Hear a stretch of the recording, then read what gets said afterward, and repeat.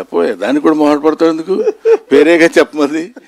Mister Naresh and Faria, వీళ్ళిద్దరూ నాకు first day షూటింగ్లో కలిసినప్పుడు ఇతనేమో చిన్న బాల్డ్ హెడ్తో వచ్చాడు. అంటే ఏదో గెటప్ ఏమో నాకు తెలియదు. నమస్కారం సార్, ఎవరు రానిచ్చారా వీళ్ళని?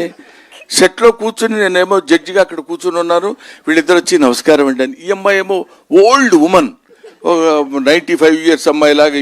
వీళ్ళిద్దరు వచ్చి చెబుతుంటే ఎవరో చూడటానికి వచ్చారేమో, షూటింగ్ వీళ్ళని అలౌ చేశారేమో అనుకున్నాను నేను. ఆ తర్వాత తెలిసింది చాలా డిఫరెంట్గా డిఫరెంట్ క్యారెక్టర్స్తో డిఫరెంట్ గెటప్స్తో వీళ్ళు కనపడతారు. చాలా దాన్ని ఏమంటారు, మనకి ఒక నావెల్గా కొత్త రకమైనటువంటి సినిమా మనం చూస్తున్నామన్న ఆ భావన మనకు కలిగే విధంగా అద్భుతమైనటువంటి సినిమా తీశాడు మురళీ మనోహర్ రెడ్డి.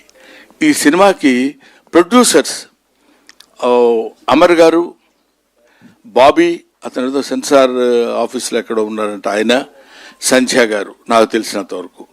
ఇంకెవరైనా ఉన్నారండి? వేణు గారు. వీళ్ళు ప్రొడ్యూసర్సు.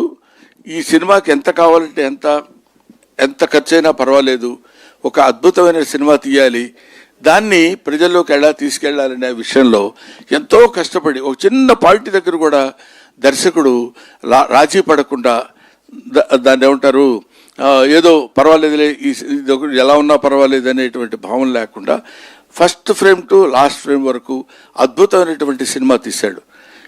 ఇటువంటి సినిమాలు మీరు డెఫినెట్గా చూసి ఆదరిస్తారని తెలుసు. ఆదరించాలని మాత్రం మనస్ఫూర్తిగా నేను కోరుకుంటున్నాను.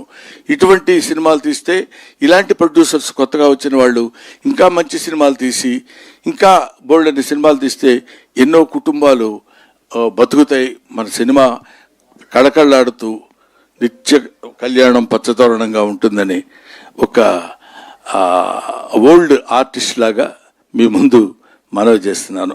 ఓల్డ్ ఆర్టిస్ట్ అంటే కంటే ఎక్స్పీరియన్స్డ్ ఆర్టిస్ట్ లాగా మీ ముందు మనవి చేసుకుంటున్నాను.